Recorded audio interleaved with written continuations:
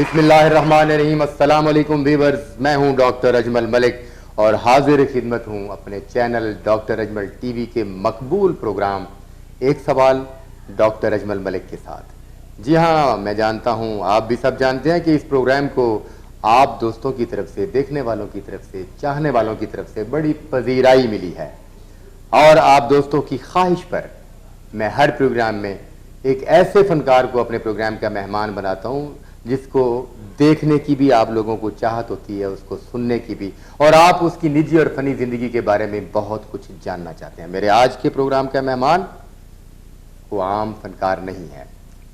ये वो फनकार है जिसने टेलीविजन, स्टेज, फिल्म, हर मीडियम पर अपने खूबसूरत साफ सुथरे काम से धूम मचा दी। बहुत कम फनकार ऐसे होते हैं कि जिनके बारे में ये डिस्कस की जाती है कि उनकी बात में कभी कोई नेगेटिव पहलू नहीं आया और उनकी कॉमेडी को, उनके फन को फैमिलियों के साथ बैठकर बहुत इंजॉय किया जाता है और कोई शर्मिंदगी महसूस नहीं होती। हमें इस बात पर फख्र है कि आज मेरे पास जो फनकार मौजूद है उसका शुमार भी उन्हीं बड़े फनकारों में होता है जिन्हें फैमिलियों ने पसंद किया, छोटे बड़े हर मकतबा फ़िक्र के लोगों ने पसंद किया। जी हाँ, आज मेरे प्रोग्राम में मेहमान है पाकिस्तान स्टेज टेलीविज़न के नामवर कॉमेडियन सलीम अलबेला। जी डॉक्टर साहब, वेलकम हो गया जी सलीम अलबेला साहब आपका मेरे प्रोग्राम। जी बहुत शुक्रिया, तुसी बड़ी तारीफ कर दी मेरी। बस मैं पंजाबी बोल सकता, ਤੁਸੀਂ ਪੰਜਾਬੀ, ਤੁਸੀਂ ਪਸ਼ਤੋ ਵੀ ਬੋਲ ਸਕਦੇ ਹੋ ਲੇਕਿਨ ਸਮਝ ਆਵੇ ਪੰਜਾਬੀ ਤੁਸੀਂ ਐਡੀ ਸੋਹਣੀ ਬੋਲਦੇ ਹੋ, ਬੋਲੋ ਖੁੱਲ ਕੇ ਬੋਲੋ। ਸਾਰੀਆਂ ਜ਼ੁਬਾਨਾਂ ਸਾਡੀਆਂ ਆਪਣੀਆਂ ਹੀ ਨੇ, बेशक, मतलब इसमें मुल्क कोई ਦੀਆਂ शक ਜ਼ੁਬਾਨਾਂ ਬੜੀਆਂ खूबसूरत ने, सराइकी, पश्तो, बलोची, सिंधी, सारे हमारे वतन सारे वतन की जुबान है। तो मतलब आपने तारीफ इतनी कर दी, काम तो अब तक भी हमें नहीं आया करना। जो हम कर रहे हैं रोज एक नया टारगेट होता है, रोज नया करैक्टर, नई सोच, नए बलबले के साथ जाना पड़ता है। ये आपका बड़ापन है कि आप कह रहे हैं कि जी काम तो अभी तक हमने किया नहीं, लेकिन नहीं ये बात भी दुरुस्त है कि काम के अतबार जो है वो रोज बरोज बदल रहे हैं। बेशक तरीकाकार जो है वो रोज रोज चेंज, दौर बड़ा फास्ट होता जा रहा है और फनकार को उस दौर का साथ देने के लिए बड़ी दौड़ लगानी पड़ रही है। जाहिर है इस दौड़ में आप काफी कमजोर भी हो गए। नहीं तो कहते ना कि ज्यादा वॉक करे तो बंदा स्मार्ट रहता। ਤੁਸੀਂ ਫਿਰ ਜ਼ਰੂਰਤ ਤੋਂ ਜ਼ਿਆਦਾ ਹੀ ਕਰ ਬੈਠੇ ਹੋ। ਅੱਛਾ, ਜਦੋਂ ਪੁਲਿਸ ਵਾਲੇ ਭਰਤੀ ਹੁੰਦੇ ਇਹਨਾਂ ਦੀਆਂ ਵੀ ਦੌੜਾਂ ਲਵਾ ਕੇ ਇਹਨਾਂ ਨੂੰ ਸਿਲੈਕਟ ਕਰਦੇ, ਬਾਅਦ ਚ ਕਿ ਮੋਟੇ ਹੋ ਜਾਂਦੇ। अगर बाद च भी मुजरम पीछे दौड़ना है, इधर उधर दौड़ना, स्मार्ट रहे। नहीं, आपके मेरा ख्याल में इल्म नहीं है कि पुलिस वाले जो है पुलिस में भर्ती ही बाद में मोटा होने के लिए होते हैं। हाँ, ये भी है। और वो बाद में इतने मोटे हो जाते हैं माशाल्लाह ताला के वो उनका घर बार कारोबार पड़ जाता है। वो यारो मोटा थानेदार नहीं, बड़ा सख्त है। ये है सलीम अलबेला साहब। सलीम अलबेला साहब, मेरा प्रोग्राम एक सवाल डॉक्टर अजमल मलिक के साथ। जी, बड़ा अच्छा नाम है। हाँ जी, मेरा या प्रोग्राम का? नहीं, ये प्रोग्राम का भी और सवाल का भी, मतलब ये हाँ, एक सवाल डॉक्टर अजमल। जी, मेरा सवाल होता है हर मर्तबा जो है फनकार के साथ। तो आप भी आज मेरे इस प्रोग्राम के मेहमान हैं, तो मेरा आपसे सवाल है जी, जवाब ही ना दे देना। नहीं, तुसी साडे मोस्ट सीनियर डायरेक्टर भी हो, तानू असी जवाब नहीं देंगे। चलें जी, ये तो एक जगह से तो हौसला अफजाई हुई, नहीं तो हर जगह से यही जवाब मिलता है कि जवाब है। अलबेला साहब, फनकार हैं आप माशाल्लाह, एक कंप्लीट फनकार अल्लाह पाक ने आपको बनाया है। तो एक्टर ही क्यों बन गए? दुनिया का होर भी बड़े काम बने थे, वो क्यों नहीं किया? नहीं डॉक्टर साहब, मैंने बड़े काम किए हैं, मतलब कि जो बचपन में मैंने पढ़ा लिखा नहीं हुई इतना, मतलब 2 जमातें पढ़ी हैं, वो कोई एजुकेशन तो नहीं होती, तो उसके अलावा मैंने बड़े काम किए। चाय भी सुना बहुत अच्छी बना, क्योंकि मेरा बाप जो था ना एक मजदूर था, तो मुझे बड़ा प्राउड है अपने बाप पे कि वो रिज़्क़ हलाल हमें ला के देता था, हम खाते थे। एक छोटा सा घर था, तो उसमें अल्लाह ने मुझे एक्टर बना दिया, मैं तो उसका शुक्र अदा करता हूँ। मतलब एक्टर तो हम है नहीं, हम तो सिर्फ कॉमेडियन है। हाँ, एक्टिंग बहुत दूर है। बिल्कुल सही। तो उसमें मैंने बड़े काम किए। जब स्कूल से मैं भागना शुरू करी, स्कूल में बचपन से भागना शुरू कर दिया था? दिल ही सी लगता उथे ना, अंदर दा फनकार जेड़ा कहंदा सी भी फौरन पहुंच गए थे स्टेज पे जाके कॉमेडी कर। तो हमारे मोहल्ले में ना वो उस टाइम पे क्लीन बाफी, जो क्लीन नहीं बनते थे हाथ से, उसका बड़ा रूज था लाहौर में, पूरे पाकिस्तान में क्लीन घर घर में। बेशक जरूरत है, खड्डियां लगियां ने जी, क्लीना का काम, गलीचियां का भी उन्होंने कहते सन। सही। तो मेरी अम्मी ने, एक बंदा उधर करता था काम, कहे बड़ी शरारतां करता है सारा दिन, इनू नाल ले जाया कर। अच्छा। ਉਹ ਮੈਨੂੰ ਨਾਲ ਲੈ ਗਿਆ ਸਾਰੇ ਉਹਦੇ ਮਾਂ-ਬਾਪ ਕੋ ਬੰਦਾ ਡਰਦਾ ਸੀ ਬੱਚਾ ਸੀ ਛੋਟਾ ਤੇ ਉਹ ਮੈਂ ਨਾਲ ਜਾ ਕੇ ਤੇ ਉਹਨੇ ਮੈਨੂੰ ਕੰਮ ਸਿਖਾਤਾ ਤੇ ਮੇਰੀ ਦਿਹਾੜੀ ਲਾਤੀ ਉਹਨੇ 5 ਰੁਪਏ ਉਹ ਮਾਂ-ਬਾਪ ਨੇ ਕਿਹਾ 5 ਰੁਪਏ ਦਿਹਾੜੀ ਹੋ ਗਈ ਬੱਚੇ ਦੀ उस दौर में ਇਹ ਮੈਂ ਤੁਹਾਨੂੰ ਗੱਲ ਦੱਸ ਰਿਹਾ 80-82 ਦੀ यानी कि तकरीबन आज से 30 साल पहले। हाँ जी। अच्छा। ਤੇ ਉਹਦੇ ਵਿੱਚੋਂ ਫਿਰ मैं काम से गया फिर मैं 7 साल कंटिन्यू क्लीनर का काम वो कलीनों का काम किया। क्लीनों का किया यानी कि आप कलीनों का काम भी जानते हैं। लेकिन क्लीनों का काम करते थे उसमें इंटरटेनमेंट बहुत थी। अच्छा। तो हमारे पास एक टेप होती थी उस पे गाने लगाने या उस वक्त फिल्मों के टेलर चलते थे रेडियो पे। हाँ जी बिल्कुल चलते थे कि शेर खां फिल्म आ रही मौला जट फिर ਅਸੀਂ ਮਾਈਂਡ ਬਣਾਈਦਾ ਸੀ ਕਿ ਜੁਮੇ ਵਾਲੇ ਦਿਨ ਕਿਹੜੀ ਫਿਲਮ ਦੇਖਣੀ ਹੈ और रेडियो से सुन के ਉਹ ਅਸੀਂ ਅਲੱਗਾ ਓਵਰ ਟਾਈਮ ਲਾ ਕੇ ਉਹ ਪੈਸੇ ਕੱਢ ਲਈਦੇ ਸੀ ਫਿਲਮ ਜੋ ਕੇ। अच्छा सही। मतलब ਉਹ ਦਿਨ ਜੁਮੇ ਵਾਲੇ ਦਿਨ ਸਾਡੇ ਕੋਲ 10 ਰੁਪਏ ਹੋਣੇ ਨਾ ਉਹਦੇ ਚ ਅਸੀਂ ਫਿਲਮ ਵੀ ਦੇਖ ਲੈਣੀ ਨਾਨ ਟਿੱਕੀ ਵੀ ਖਾ ਲੈਣੀ ਇੰਟरटेन भी हो जाना उस 10 रुपए में। 10 रुपए बड़ी बात है।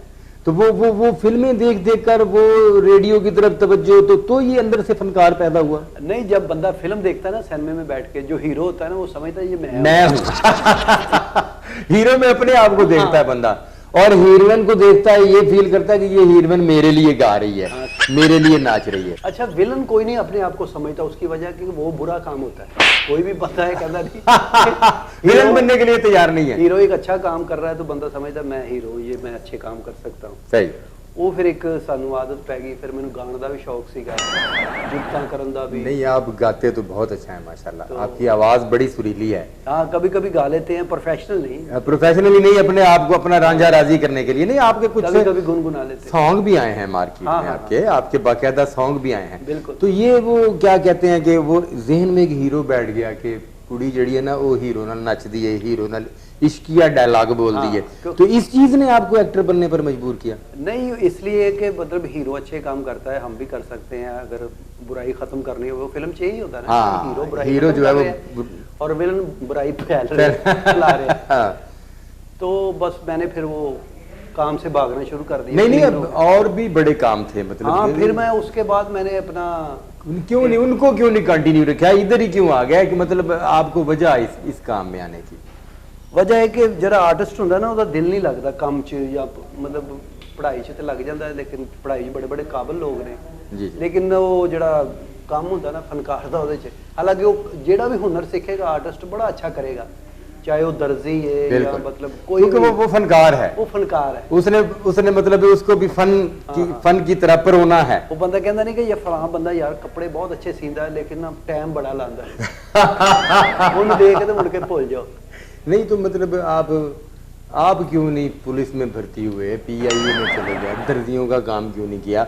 आपको अच्छी तरह पता है कि हमारा ये जो शोबा है मैं माफी के साथ सवाल मेरा मुद्दा आप जानते हैं कि हमारा ये जो शोबा है शोबिस इसको कुछ अच्छी निगाह से नहीं देखा जाता। बहुत सारे लोग जो है ना हमें लाइक भी करते हैं और हमारे बारे में नेगेटिव गुफ्तगू भी करते हैं। नहीं डॉक्टर साहब एक वक्त था जब ये इसको वाकई हमारे मुल्क में नहीं समझा जाता था अच्छा लेकिन आजकल जो है ना मतलब डिजिटल दौर है दुनिया के सामने हर चीज़ है तो इस वक्त तो इस काम की बड़ी रिस्पेक्ट इज्जत है मैं समझता हूँ।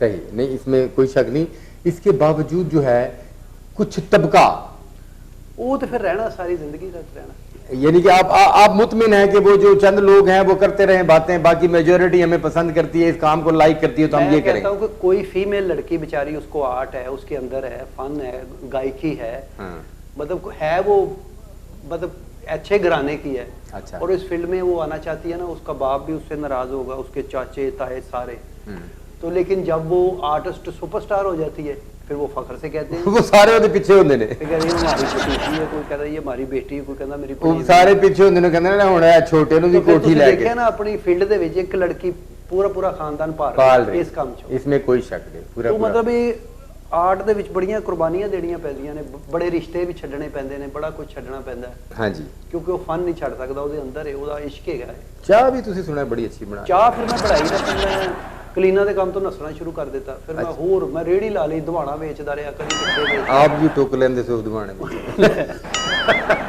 ਲੋਕਾਂ ਨੂੰ ਦੱਸਣ ਲਈ ਕਿ ਨਹੀਂ ਮਿੱਠਾ ਹੈ ਫਿਰ ਕਸਮ ਖਾਣੀ ਪੈਂਦੀ ਸੀ ਵੀ ਮਿੱਠਾ ਮੈਂ ਆਪ खाता वो मर्तबान में बता रहे थे आप प्रोग्राम से पहले नहीं फिर ना हमारे जो इस वक्त टॉप के प्रोड्यूसर है अरशद चौधरी साहब अच्छा उसका मैंने पहला ड्रामा उकाड़ा में किया था बल्दिया हाल में गुड तो मुझे एक एंट्री मिली थी और मुझे फख्र है कि उसी ड्रामे में मेरी 2 हो गई, फिर 3 एंट्रियां हो गई उसी ड्रामे में। हाँ। एक ही में। और जो अगला नेक्स्ट ड्रामा हमने करना था उसमें मैं नौकर का रोल कर रहा था।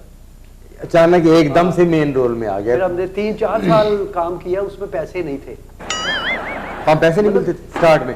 नहीं, स्टार्ट में पैसे है ही नहीं थे, लोगों को मिन्नतें करनी पड़ती थी, पास बांटने पड़ते थे। ऐसे ही है, ऐसे ही है। तो लाहौर से अरशद चौधरी साहब 2-4 वो जो मशहूर एक्टर थे वो लेके जाते थे। सही। तो उधर मैं था, चार्ली, शहजाद आसी, दारी, विशी खान, ये सर अच्छा जी, विशी खान भी बहुत पुराना। विशी खान मेरे को भी सही है। ओए होए होए होए, अच्छा जी, अच्छा जी, अच्छा जी। तो हम उनके साथ उस वक्त जनून था, काम का शौक था बड़ा। सही। तो हम पोस्टर भी खुद लगा रहे हैं, सेट भी लगा रहे हैं। वो घरदिਆਂ ने किहा भी ਕਿਹੜੇ ਕੰਮ 'ਚ ਪੈ ਗਿਆ ਤੂੰ, ਖੁਦਾ ਦਾ ਵਾਸਤਾ ਹੈ ਤੇਰੀ ਸ਼ਾਦੀ ਅਸੀਂ ਕਰ ਦਿੱਤੀ ਹੈ। ਮੇਰੀ ਵਾਈਫ ਸੀਗੀ, ਮਤਲਬ ਬੱਚਾ ਕੋਈ ਨਹੀਂ ਸੀ ਤੇ ਮੇਰਾ ਵਾਲਿਦ ਕਹਿੰਦਾ ਯਾਰ ਕਿਸ ਤਰ੍ਹਾਂ ਤੂੰ ਅੱਗੋਂ ਆਪਣਾ ਸਿਸਟਮ ਚਲਾਏਗਾ, ਸਿਸਟਮ ਤੇਰਾ ਨਜ਼ਰ ਨਹੀਂ ਆ ਰਿਹਾ। ਹਾਂ। ਤੇ ਉਹ ਫਿਰ ਨਾ ਵਾਕਈ 2-3 ਸਾਲ ਮੈਂ ਕੰਮ ਕੀਤਾ ਤੇ ਮੈਨੂੰ ਪੈਸੇ ਨਹੀਂ ਮਿਲੇ। सही। फिर मैं एक चाह का ढाबा बना लिया, उसमें लिखा फनकार टी स्टाल। अच्छा, वहीं पर ही उकाड़ा में। अच्छा। उधर फिर आके बैठ जाते थे दारी सारे फनकार शाम ਨੂੰ ਇਕੱਠੇ ਹੋ ਜਾਂਦੇ ਸੀ। ਮੇਰੇ ਕੋਲ ਚਾਹ ਚੋ ਵੀ ਪੀ ਲੈਣੀ। ਫਨਕਾਰ ਵੈਸੇ ਹੀ ਕਿਸੇ ਨੂੰ ਖਵਾ ਕੇ ਬੜਾ ਖੁਸ਼ ਹੁੰਦੇ ਨੇ। ਤੇ ਉਹਦੇ ਚੋਂ ਮੈਨੂੰ ਮਤਲਬ ਮੇਰਾ ਘਰ ਦਾ ਸਿਸਟਮ ਚੱਲਣਾ ਚੱਲ ਪੜਾ। तो फिर ना फिल्म स्टार कैफी साहब, अच्छा, बड़ा अच्छा मारूफ फिल्म डायरेक्टर नेल्सन भट्टी के भाई, उनका एक ड्रामा था जेड़ा नामने था, वो लेके निकले लाहौर से। उसमें तारक जुवेद था, बड़े बड़े अच्छे आर्टिस्ट है। गुड। तो पाकपतन से उन्होंने शुरू किया। तो उकाड़ा में आते आते ना एक करैक्टर अल्लाह जनता च घर करे, हाजी अनायत बेली साहब जी जी, ਤੇ ਉਹਨਾਂ ਦਾ ਕਰੈਕਟਰ ਸੀਗਾ ਖਾਨ ਸਾਹਿਬ ਦਾ। ਉਹ ਕਿਤੇ ਲੜ ਕੇ ਚਲੇ ਗਏ ਕੈਫੀ ਸਾਹਿਬ ਨਾਲ। ਸਹੀ। ਤੇ ਉਹ ਕਹਿੰਦੇ ਯਾਰ ਇਹ ਕਰੈਕਟਰ ਹੈਗਾ, ਤੁਹਾਨੂੰ ਪਤਾ ਕਿ ਉਦੋਂ ਕਰੈਕਟਰ ਤੋਂ ਇਲਾਵਾ ਡਰਾਮਾ ਅੱਗੇ ਟੁਰਦਾ ਹੀ ਨਹੀਂ ਸੀ ਟੁਰਦਾ। ਹੁਣ ਤੇ 6 ਨਾ ਹੁਣ ਤੁਸੀਂ ਟੋਰ ਲੈਂਦੇ ਕਿਉਂਕਿ ਸਾਡੀ ਮਜਬੂਰੀ ਹੈ ਅਲਬੇਲਾ ਸਾਹਿਬ, ਤੇ ਤੁਸੀਂ ਇਹ ਨਾ ਕਹੋ ਵੀ ਤੁਸੀਂ ਟੋਰ ਲੈਂਦੇ, ਟੋਰ ਨਹੀਂ ਸਕਦੇ। ਹਾਂ ਬਸ ਸਿਲਸਿਲੇ ਹੈ ਜੀ। ਨਹੀਂ ਲੇਕਿਨ ਉਹ ਜ਼ਾਹਰ ਇੱਕ ਟ੍ਰੈਂਡ ਐਸਾ ਬਣ ਗਿਆ ਕਰਨਾ ਪੈਂਦਾ। ਉਦੋਂ ਤੁਹਾਨੂੰ ਪਤਾ ਕਿ ਕਿਊ ਦਾ ਮਥਾਜ ਹੁੰਦਾ ਸੀ ਆਰਟਿਸਟ, ਕਿਊ ਮਿਸ ਹੋ ਗਿਆ ਤਾਂ ਪੂਰਾ ਡਰਾਮਾ ਡਿਸਟਰਬ ਹੋ ਗਿਆ, ਪੂਰਾ ਡਰਾਮਾ ਡਿਸਟਰਬ ਹੋ ਗਿਆ। ਉਹ ਕੈਫੀ ਸਾਹਿਬ ਮੇਰੇ ਕੋਲ ਆ ਗਏ ਉੱਥੇ ਕੰਟੀਨ ਤੇ, ਕਿਸੇ ਨੇ ਦੱਸਿਆ ਕਿ ਉਹ ਮੁੰਡਾ ਕਰ ਸਕਦਾ ਹੈ, ਅੱਛਾ ਆਰਟਿਸਟ ਹੈ। ਸਹੀ।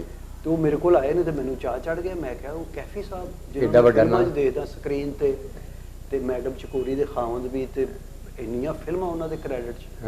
ਮੈਂ ਉਹਨਾਂ ਨੂੰ ਚਾਹ ਵੀ ਪਿਲਾਈ। ਉਹ ਕਹਿੰਦਾ ਬੇਟਾ ਇੱਕ ਰੋਲ ਹੈਗਾ, ਤੂੰ ਕਰ ਲੇਗਾ। ਉਹ ਅਸਿਸਟੈਂਟ ਸੀ ਨਾਲ, ਉਹਨੇ ਮੈਨੂੰ ਸੁਣਾਇਆ। ਸਹੀ।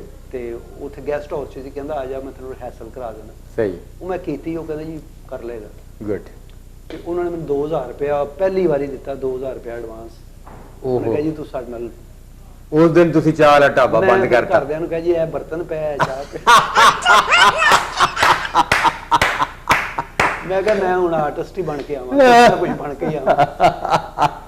यानी कि वो कैफी साहब ने क्लोज करवा दिया आपको चाय वाला। बिल्कुल। फिर कैफी साहब ने असी बहुत बहुत जगह पे काम किया, हड़प्पा, नाई वाला बंगला, अरब वाला, मतलब शेरगढ़, मुजफ्फरगढ़ ते जेड़े जेड़े भी गढ़ आए ने वो तुसी कर दिते ने।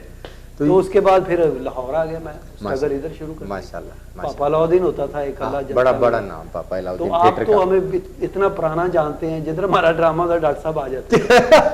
ऐसे ही है, बिल्कुल ऐसे ही है, बिल्कुल। तो बस आहिस्ता आहिस्ता आज भी हम स्ट्रगल में ही हैं, लेकिन हमारा थिएटर फनकार सारी जिंदगी स्ट्रगल रहता है। अलबेला साहब आप इस वक्त जो है ना माशाल्लाह टीवी के प्रोग्राम्स के, ड्रामों के, थिएटर के बड़े माशाल्लाह फनकार हैं। ये तो आपकी बड़ा पन है ना, आप इस बात को नहीं मानते। मैं तो इस गल में मानता हूँ, पब्लिक तो मानती है ना। मगर इस वक्त जो फनकारों का हाल है पाकिस्तान में, आप उस मयार से मुतमिन हैं कि उनको जो मकाम मिलना चाहिए, जो हमसाया ममालिक में फनकार का मकाम है, वो मकाम है यहाँ? गवर्नमेंट उनकी पजीराई करती है? आप इस बात पर मुतमिन हैं? नहीं, मैं समझता हूँ कि फनकार जो होता है मुल्क का अपने का सफ़ीर होता है, पहचान होती है, अपने मुल्क का चेहरा होता है। बेशक। जैसे हमारे जितने भी लेजेंड फनकार हैं, नुसरत फतेह अली, ये वो, इन्होंने पाकिस्तान की पहचान कराई है। बेशक बेशक। तो इसी तरह मैं कहता हूँ कि थिएटर के फनकार ने भी ना, जिसमें हमारे जो लेजेंड फनकार थे, अलबेला साहब, अमानुल्लाह साहब, बब्बू साहब, जब ये ड्रामा बाहर के मुल्क में जाता था तो वो लोग इंतज़ार करते थे। तो अब थोड़ा सा दौर चेंज हो गया ना, डिजिटल आ गया, बड़ी मतलब तरक्की हो गई, ये जो सारा इलेक्ट्रॉनिक आ गया सामान। तो उस वक्त तो वीसीआर दौर होता था। हाँ जी। लेकिन उसके बावजूद भी फनकार फनकार ही है, जाहिर है। बेशक, वो थिएटर पे हो, स्क्रीन पे हो, और ये हुकूमत को चाहिए कि उसको रिस्पेक्ट इज्जत देनी चाहिए। मैं कहता हूँ कि अगर हम पासपोर्ट दफ्तर जाते हैं ना, हमारा एक कार्ड ऐसा होना चाहिए कि ये फनकारों की लाइन है। बेशक बेशक। या हमें कोई भी बिजली का बिल जमा करवाना है, बिल्कुल सही। तो आर्टिस्ट की वहाँ भी रिस्पेक्ट इज्जत होनी चाहिए कि सिर्फ अपना कार्ड दिखाए पुलिस वालों को और अपना काम करे। हाँ, कि पता चले कि ये हमारे माशरे के फनकार हैं। वैसे तो लोग रिस्पेक्ट इज्जत करते हैं, उनका अल्लाह भला करे। आमीन। बड़ी बड़ी जगह पे मतलब बाटा वाली दुकान पे भी मैंने रेट घट करता हूँ जा हो ही नहीं सकता, फिक्स रेट होते हैं। जा हो ही नहीं सकता। तो ये हुकूमत अगर चाहे ना तो फनकार को बहुत।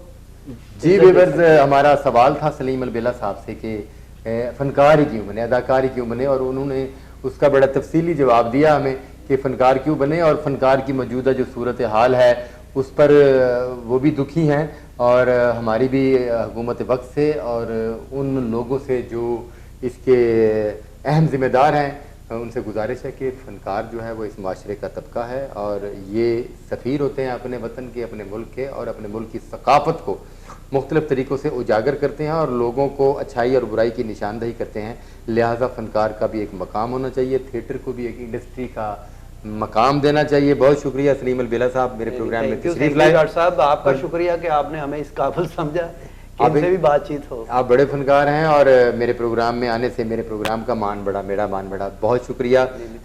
मेरे चैनल को सब्सक्राइब करते रहें। कोई पैगाम आपका पब्लिक के लिए, फनकारों के लिए, तो अपना पैगाम जरूर दें। बस यही है कि फनकार को चाहिए कि अपनी रिस्पेक्ट इज्जत खुद करवाता है बंदा, तो पब्लिक तो करती है, लेकिन अदारों को चाहिए कि फनकार को रिस्पेक्ट इज्जत देना।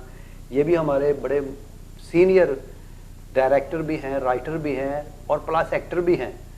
इस फील्ड ऐसी है ना, जो एक्टर बनना आया वो डायरेक्टर बन गया। बिल्कुल बिल्कुल। और कोई डायरेक्टर बनने आया वो एक्टर बन गया। बिल्कुल बिल्कुल। तो शोभा तो एक ही है। एक ही, बिल्कुल सही, एक ही। तो सदा आप खुश रहें, फनकारों के लिए दुआ करें, हम आपके लिए करेंगे। मेरा चैनल सब्सक्राइब करते रहें। और हाँ जी, डॉक्टर अजमल साहब का जो है डॉक्टर अजमल टीवी उसको सब्सक्राइब करें और लाइक करें और आगे दोस्तों को शेयर करें। Thank you very much. अगले प्रोग्राम में फिर एक नए फनकार के साथ, आपके जाने पहचाने फनकार के साथ मुलाकात होगी। तब तक मुझे इजाज़त दीजिए, अपना बहुत सारा ख्याल रखिएगा। अल्लाह हाफ़िज़।